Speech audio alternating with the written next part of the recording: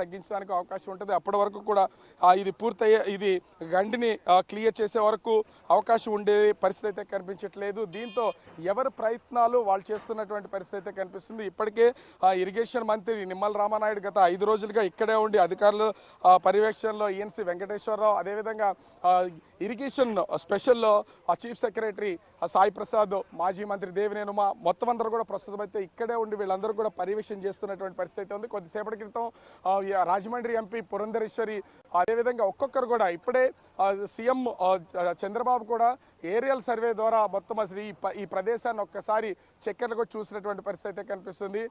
అంటే ప్రతి ఒక్కరు ఈ గంటికి సంబంధించినటువంటి దాన్ని ముందు పూడ్చగలిగితే విజయవాడ నగరం మీదకి వచ్చేటటువంటి వరద తాకిడిని తగ్గించవచ్చు. దీని ద్వారా కొంత అయినా సరే ఉపశమనం కలుగుతుందని ప్రస్తుతం అయితే వీళ్ళు వర్క్ చేస్తున్నటువంటి పరిస్థితి అయితే కనిపిస్తుంది.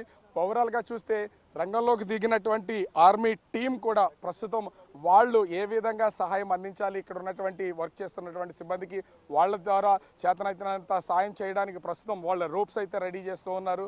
రోప్స్తో పాటు మాన్యువల్గా కర్రలను, కొన్ని రాడ్స్ని కూడా వాళ్ళైతే సిద్ధం చేసుకుంటున్నటువంటి పరిస్థితి అయితే ఉంది. గండి పడినటువంటి రెండో వైపు నుంచి ఇటువైపు రాగలిగితే కనుక ఇది కొంతవరకు దీన్ని ఈజీగా దీనికి అడ్డుకట్ట వేసి ఇంకా స్పీడ్గా గండిని పూడ్చడానికి అవకాశం అయితే ఉంటుంది. దీనికోసం ప్రస్తుతం అయితే ప్రత్యామ్నాయ ఏర్పాట్లుగా ఆర్మీ బృందం అయితే చేస్తున్నటువంటి పరిస్థితి అయితే ఉంది.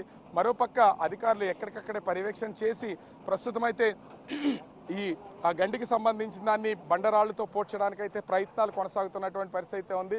ఇప్పటికే ఇక్కడ గండి పడినటువంటి ప్రాంతాన్ని డ్రోన్ కెమెరాల సహాయంతో ఆ విజువల్స్ను కూడా మంత్రి నారా లోకేష్ చూడడం, పనులు వేగవంతం చేయడానికి ఇంకా ఎలాంటి సహకారాలు కావాలో దాన్ని అన్నింటినీ కూడా అధికారులకు ఆదేశిస్తున్నటువంటి పరిస్థితి కనిపిస్తుంది. ఓవరాల్గా ఈరోజు సాయంత్రం వరకు దాదాపుగా 60% గండి పూడికలు అయితే పూర్తి చేసే అవకాశం అయితే కనిపిస్తుంది. మిగిలినటువంటి దాన్ని రేపు మధ్యాహ్నం లోపు గండిని పూర్తి స్థాయిలో పూడ్చే ప్రయత్నం మేమైతే చేస్తున్నాం. ఇప్పటికైతే నిమగ్నమై ఉన్నాం. ఆర్మీ అధికారులు చేస్తున్నటువంటి దాన్ని కూడా వాళ్ళకి తోడైతే పూర్తి స్థాయిలో పూర్తి చేస్తామని మంత్రి నిమ్మల రామానాయుడు చెప్పినటువంటి పరిస్థితి అయితే ఉంది. ఓవరాల్ గా చూడాలి. ప్రస్తుతం అయితే పడినటువంటి కొండపల్లి శాంతినగర్ లో పనులు కొనసాగుతున్నటువంటి పరిస్థితి కనిపిస్తూ ఉంది. రాజు, అలాగే మీరు ఎగ్జాక్ట్ గా గండి పూడ్చివేత ఎక్కడైతే జరుగుతుందో ఆ ప్రదేశంలోనే ఉన్నారు కాబట్టి, సో అక్కడ గండి పూడ్చివేత దృఢత్వం ఏ విధంగా ఉందంటే, ఒకవేళ వర్షం మళ్ళీ కనుక పడితే, వరద ప్రవాహం మళ్ళీ పెరిగితే దాన్ని తట్టుకునే విధంగా ఇప్పుడు పూడ్చివేత పనులకి సంబంధించి ఆ గండి పూడ్చివేత అనేది అలా ఉంది అని మీకు అనిపిస్తుందా? మీరు అక్కడే ఉన్నారు కదా, ఎలా ఉంది? ఖచ్చితంగా ఇక్కడ అధికారుల పర్యవేక్షణలో ఎలాంటి అంటే ఇంకా ఎన్ని క్యూసెక్లు వాటర్ ఒకవేళ వచ్చినా ఈ పూడ్చినటువంటి గండి మళ్ళీ దెబ్బతినే అవకాశం అయితే లేదు.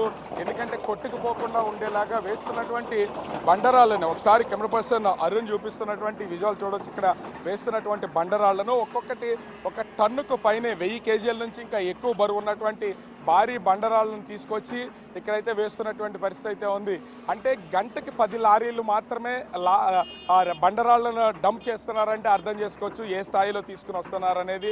పక్కనే ఇంకోటి కూడా దీనికి అందుబాటులోనే ఇక్కడ క్రషర్స్ ఉండడంతో వాటిని పేల్చి మొత్తం బండరాళ్ళను అయితే తీసుకొస్తున్నటువంటి పరిస్థితి అయితే ఉంది. ఒకవేళ ఇంతకు మించి వర్షం కురిసిన ముందస్తుగా ఇప్పటికే ఫ్లడ్లో ఉన్నటువంటి నేపథ్యంలో అధికారులకు ఒక అంచనా ఉంది కాబట్టి ఖచ్చితంగా అందరినీ అలర్ట్ చేసే అవకాశం అయితే ఉంది. కానీ ఒకవేళ వర్షం కురిస్తే పనులకు ఆటంకం కలగొచ్చేమో కానీ పూడ్చినటువంటిది మళ్ళీ కొట్టుకుపోయే అవకాశం అయితే కనిపించట్లేదు. ఎందుకంటే ఈ రాళ్ళు ఉన్నటువంటి ప్లేస్. కానీ ఇది పూర్తి స్థాయిలో 100% ఈ గండి పూడ్చినటువంటి ప్రాంతాన్ని రాళ్లతో నింపగలిగితేనే అది వర్కౌట్ అయ్యే అవకాశం ఉంటుంది. అలా కాకుండా కొంతమేర మిగిలి ఉన్నా కూడా మళ్ళీ వాటర్ ఫ్లో పెరిగితే ఇదంతా కొట్టుకుపోయే అవకాశం కూడా ఖచ్చితంగా లేదని చెప్పలేము. కానీ ఎలాంటి పనులకు ఆటంకం కలగకుండా ఉండేలాగా ఇప్పటికే పూర్తి స్థాయిలో అధికారులు అయితే నిమగ్నమయ్యి గండి పొడికిని అయితే చేస్తున్నటువంటి పరిస్థితి అయితే కనిపిస్తుంది. మరో పక్కన ఇప్పటికే అటు ఇరిగేషన్ శాఖకు సంబంధించినటువంటి అధికారులు ఇక్కడే ఉండి దీన్ని గండిని పూడుస్తూ బండరాళ్ళు వేస్తూ వాటర్ ఫ్లోని అటు విజయవాడ నగరం వైపు వెళ్తున్నటువంటి నీటిని కట్టడి చేసే ప్రయత్నం చేస్తుంటే, మరోపక్క ఆర్మీకి సంబంధించినటువంటి ఆఫీసర్స్ కూడా వాళ్ళు ఆర్మీ జవాన్లు కూడా వాళ్ళ వంతు ప్రయత్నంగా ఇంకొక అడుగు ముందుకేస్తున్నటువంటి పరిస్థితి కనిపిస్తుంది. ఆర్మీ జవాన్లు చేస్తున్నటువంటి ప్రయత్నం కనుక సక్సెస్ అయితే ఖచ్చితంగా రాత్రిలోపే గండిని పూడ్చే అవకాశం అయితే ఉంది. ఒకవేళ వాళ్ళు చేస్తున్నటువంటి ప్రయత్నంలో ఏమైనా విఫలమైతే మాత్రం రేపటి వరకు కూడా ఈ గండి పూడిక పనులు ఉండే అవకాశం అయితే ఉంది. ప్రస్తుతం గండిని పూడ్చడానికి విశ్వ ప్రయత్నాలు అయితే అధికార యంత్రాంగం చేస్తున్నటువంటి పరిస్థితి కనిపిస్తుంది ప్రియా.